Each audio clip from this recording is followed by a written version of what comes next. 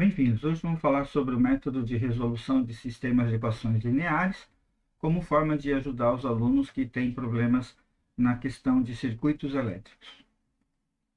Dada uma equação linear de duas variáveis, por exemplo, três métodos chamam a atenção da gente. O primeiro método da substituição, que é simples, você escolhe uma das equações, isola a variável, deixa ela sozinha, e pega esse valor que ela assume por conta desse isolamento na expressão e substitui na segunda equação. Então, lá onde tiver x, você coloca 1 mais y de acordo com esse exemplo aqui.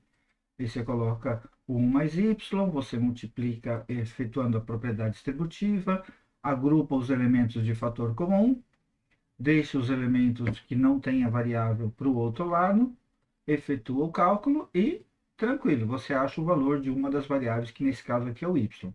Encontrou o valor do y, volta com ele aqui, na onde você tinha afirmado quem era o x, substitui lá e você vai ter então o valor do x associado. Esse é o método da substituição.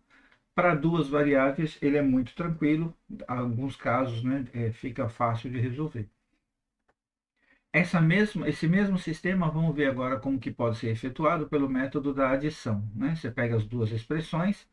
Se você verificar que ao somar membro a membro essas duas equações, uma das variáveis se cancela, então você pode fazer isso. Então nós vamos aqui adicionar as duas expressões, 2x com x, y com menos y, 8 com 1, e aí a gente já nota que o y e o menos y se cancelam. Fica 3x igual a 9, o 3 passa para o outro lado e você encontra o valor do x.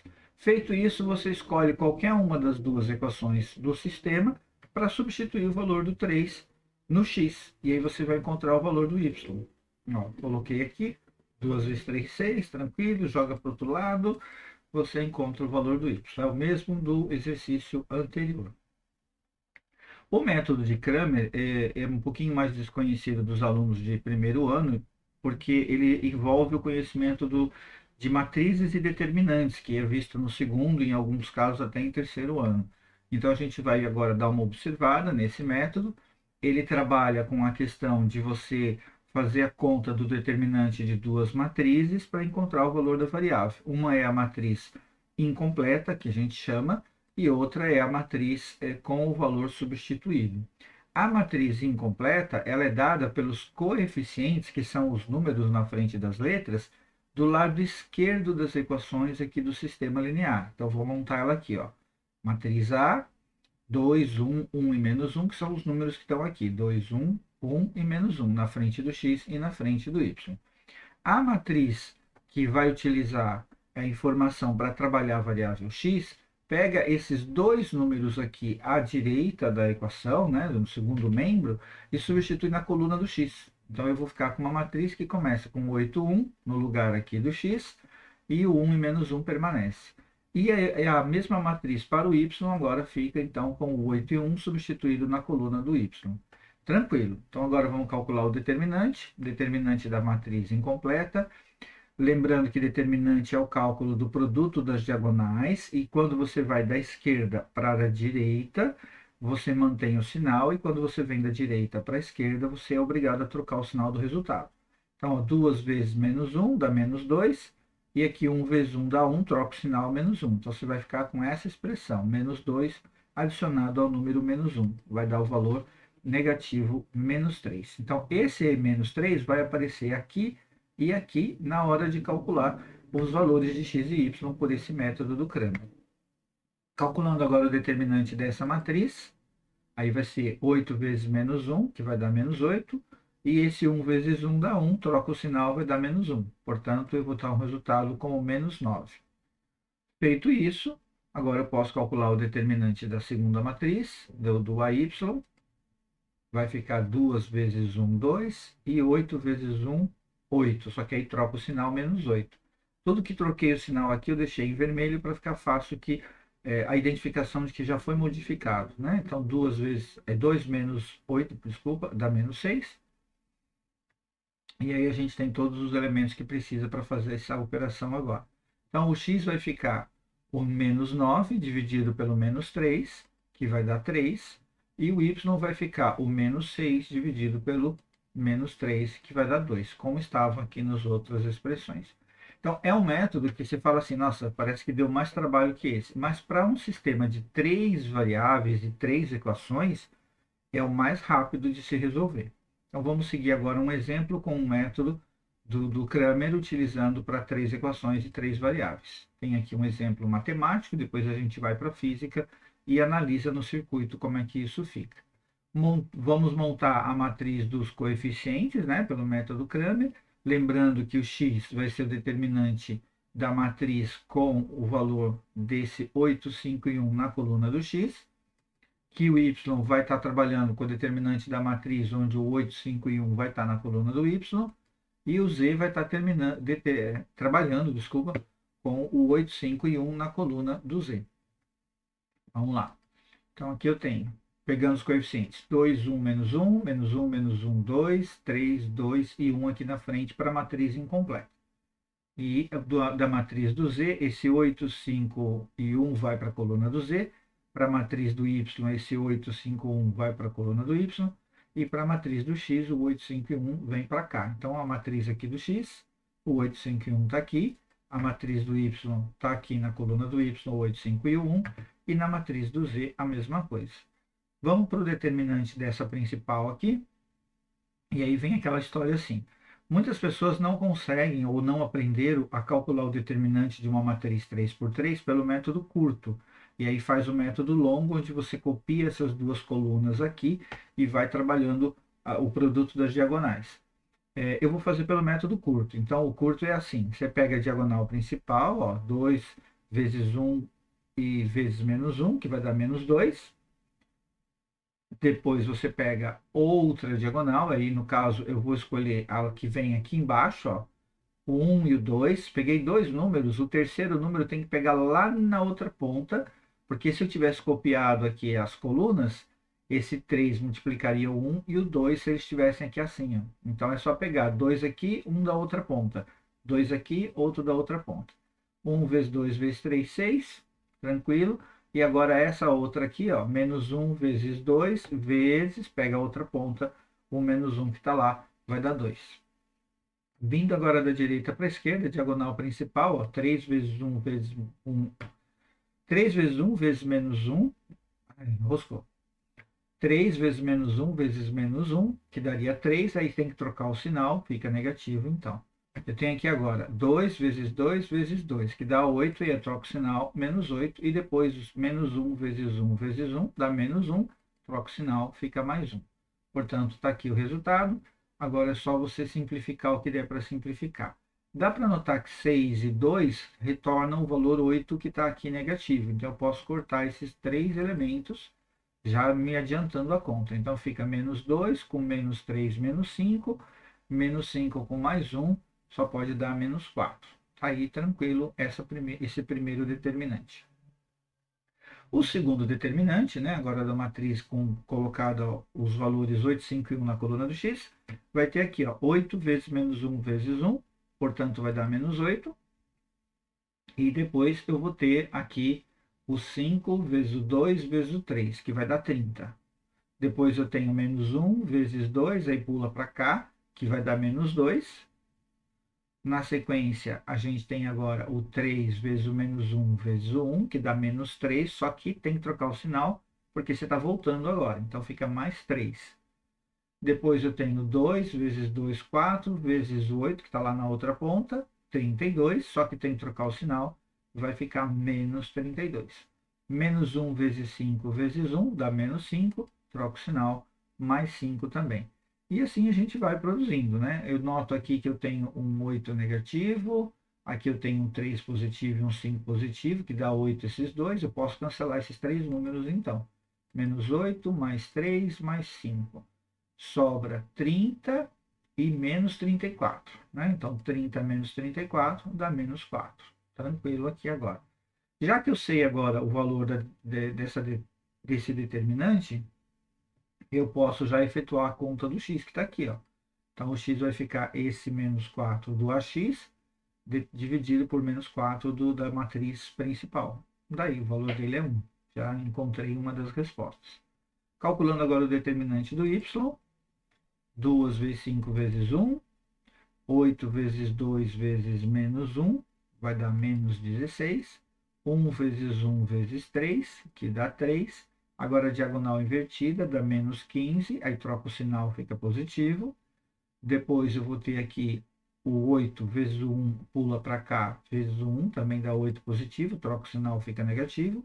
E o 2 vezes 1 vezes o 2 dá 4 positivo e eu mudo o sinal para negativo.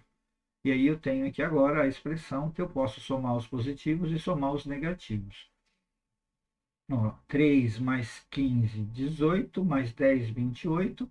16 negativo aqui com menos 8 e com menos 4, dá menos 28 também. Olha, vai dar zero, que interessante, né? Então, é possível, não tem problema nenhum. O que não pode aqui é o denominador dessas frações serem zero. Essa matriz aqui não pode ser zero. Os caras de cima não tem problema nenhum. Então, para calcular o y, fica o zero aqui, o menos 4 aqui, portanto, o y vale zero. Já sabendo esses dois, se você quisesse colocar na expressão de qualquer uma das equações, você poderia não precisar fazer a conta do terceiro determinante e já achar o outro valor. Mas vamos seguir, né? Determinante do AZ, aí eu tenho aqui 2 vezes menos 1 vezes 1, que dá menos 2. O menos 1 vezes o 5 vezes o menos 1, e tenho o 1 vezes o 2 vezes o 8. 1 vezes 2 vezes 8 dá 16.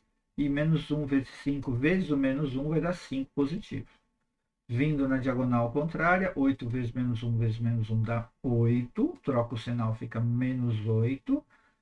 E agora eu tenho aqui, ó, menos 1 vezes esse 1, dá menos 1.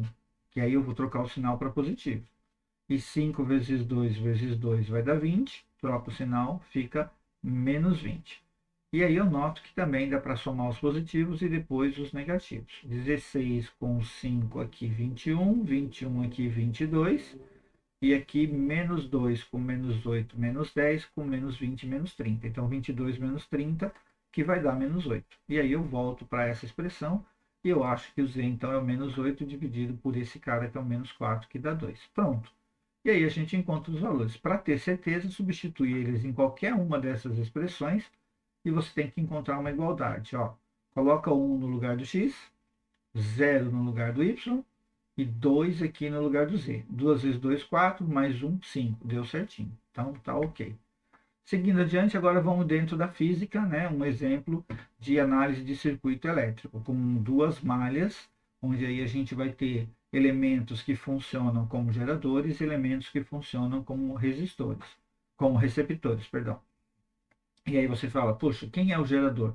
Normalmente você vai identificar o gerador quase que sempre pelo maior valor aqui da DDP, né? 120 volts.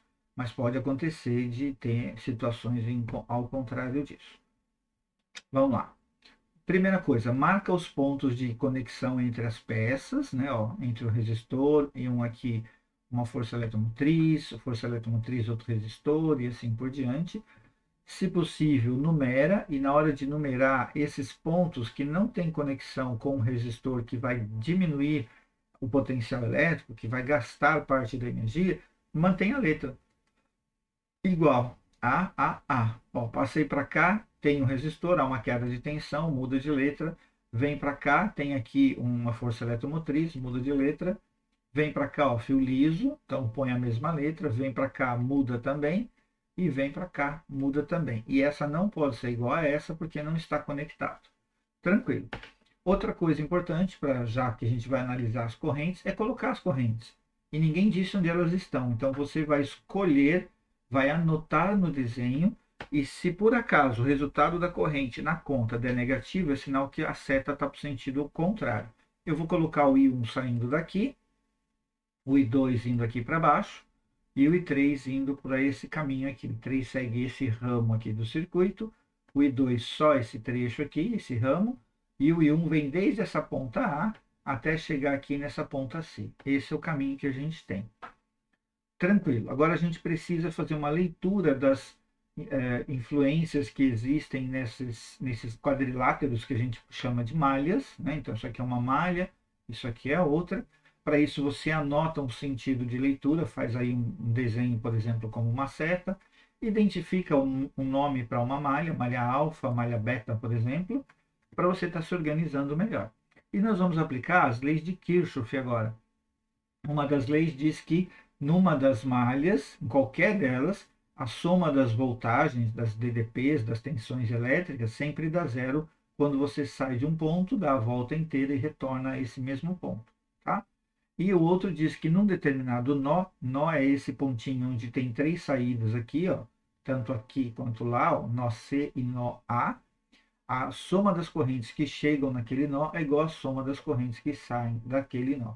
Então, vamos usar essas informações. Só que, qual é aqui nessa primeira montagem da questão das tensões, o valor da tensão nesse resistor de 10 ohms? Nos resistores, a tensão é dada pela primeira lei de Ohm, resistência vezes corrente.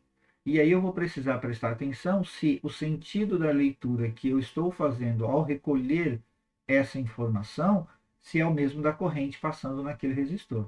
Se for o mesmo, então o sentido vai ficar com o sinal, a DDP vai ficar com o sinal positivo, tá? Com relação às forças eletromotriz ou contra-eletromotriz, que são representadas aqui por volts, né? Então você vai observar que você está caminhando e uma hora você chega num desses polos aqui, o menor ou o maior. O maior é sempre o polo positivo, o menor é sempre o polo negativo. Então, se você chegar no negativo, você vai colocar um sinal de negativo. Se você chegar no polo positivo, você vai colocar o sinal de polo positivo. Basicamente é isso. Então, vamos pegar a primeira malha, malha alfa. Vou começar aqui do ponto A, por exemplo, aí eu vou subindo, ó. O primeiro cara que eu encontro é um resistor, portanto tem que multiplicar pela corrente, e a corrente que passa nesse trecho até aqui, ó, é a corrente I1. Então vai ficar esse 10 vezes o I1. Aí eu chego aqui, ó, no trechinho aqui menorzinho, né, no polo menorzinho, e aí então vou ser obrigado a colocar o sinal de menos para essa voltagem. Então fica menos 120. E ao dar a volta aqui e fechar esse quadrado, eu ainda vou chegar no polo positivo aqui, vou pegar o 60, positivo, portanto. Passa por mais um resistor, também estou fazendo o mesmo sentido da leitura, que a corrente I2 aqui está passando nesse trecho, ela está descendo e eu estou descendo também, então fica mais 10 e 2. Cheguei no ponto de partida, então igual a zero. Basicamente é isso. Agora dá para arrumar essa expressão, deixá-la mais organizada em I1, I2, I3 e o número sozinho do outro lado. Ó, menos 120 com 60 dá menos 60, tu coloca do outro lado, dá 60. Vamos olhar agora a malha beta. E aí você tem um ponto para começar, vou começar daqui, ó. Então eu venho aqui, pego o maior, positivo, 30 volts. Estou descendo, a corrente 3 também tá, então vou pegar esse cara vezes a corrente 3, positivo. Vou vir para cá e vou subir para fechar esse quadrado, né? Eu estou subindo agora na leitura, mas ó, o I2 está vindo ao contrário. Então agora eu vou pegar esse cara multiplicado pelo I2 com sinal negativo. E chego aqui no menorzinho, portanto, menos 60 volts. Ponto de partida foi alcançado, igual a zero. Arrumo essa expressão, né? Então eu não tenho ninguém com I1, mas eu tenho os outros elementos. 30 menos 60 dá menos 30, joga para o outro lado, também fica 30. Com isso eu tenho duas equações, uma da malha alfa, outra da malha beta. Eu preciso agora, olha, da fórmula dos nós, né? Então escolho um dos nós, por exemplo, esse nó C aqui. Eu vejo que a corrente 1 está chegando, a I2 e a I3 estão saindo. Então, por essa expressão, o I1 é igual à soma do I2 com o I3, no nó C. E aí eu jogo o I2 para cá e o I3 para cá, para ficar uma equação simples. E eu tenho agora, ó, tudo isso aqui com I1, tudo isso aqui com I2, tudo isso aqui com I3, tudo isso aqui com um nome sozinho. Eu posso montar o nosso sistema de equação. Está aqui, ó. Agora é montar a regra de Cramer, né? Então vamos a esse caminho. Monta a matriz principal, né? Depois você monta as outras secundárias e vai fazer essa conta para encontrar as correntes. Ó, na coluna do I1 vai ser o determinante da matriz com esses números na coluna do I1, dividido pelo determinante da matriz principal, e assim por diante nos outros. Vamos lá. Ó, 10, 0 e o 1 aqui, né? Quando não tem nada na frente do I é 1. 10 menos 10 e menos 1 aqui, 0, 10 e menos 1, está aqui a matriz principal. As matrizes secundárias eu coloco aqui já já. Vamos colocar aqui agora o determinante. Determinante dessa matriz principal, ó, 10 vezes menos 10 vezes menos 1, vai dar 100 positivo.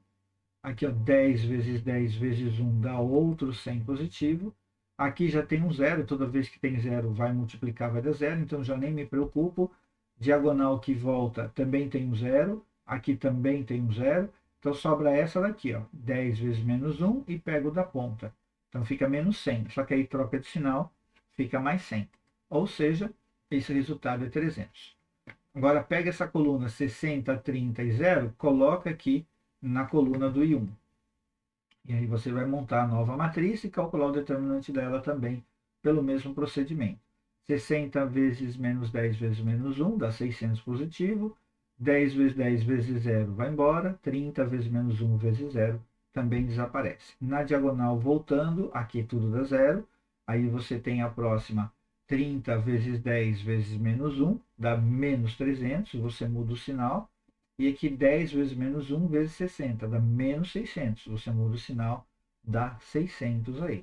Somando esses três, vai dar então 1.500. E agora eu posso vir para essa expressão, dividir esse cara por esse, para achar o I1, a primeira corrente do circuito, que vai ser de 5 amperes. Agora é física, precisamos colocar unidade, ampere, tá?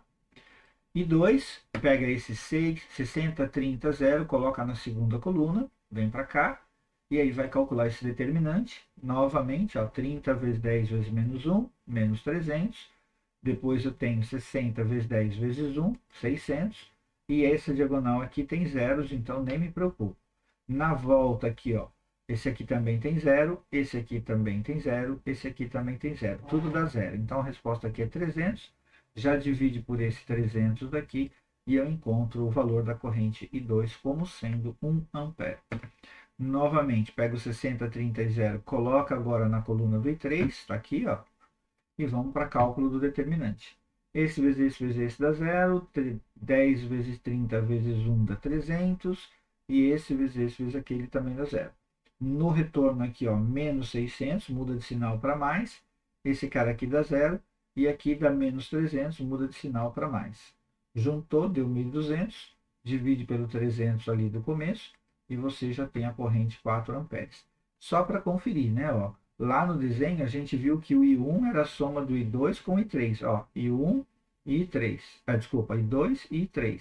1 mais 4, 5, bateu com o que a gente colocou e nenhuma dos resultados deu negativo, então o sentido das setas está correto. Espero que vocês tenham gostado. É assim que a gente faz na análise de circuito, quando tem duas malhas para trabalhar e três variáveis, que são as correntes. Um abraço a todos, nos vemos no próximo vídeo.